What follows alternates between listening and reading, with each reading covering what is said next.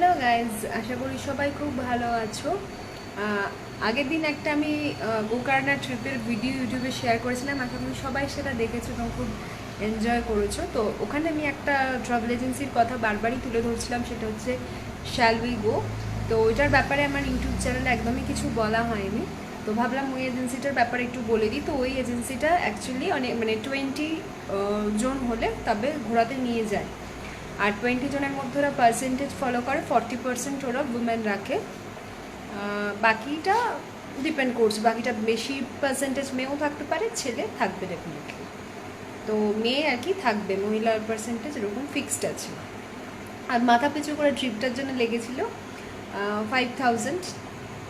তো এটা হচ্ছে শ্যাল উই গোর কিছু ফিচার্স সেটা বলা হয়নি, এটা বলে দিলাম। তো যারা মনে করছো যে যেতে চাও, ডেফিনেটলি তারা কিন্তু শ্যাল উই গো থ্রু যেতে পারো, কিন্তু ওই আর কি ওরা যা বলবে সেটাই করতে হবে, এধার ওধার কিন্তু হবে চলবে না। এটা একটা এখানে অপ্রিয় বিষয়, যেটা আমার ভালো লাগেনি।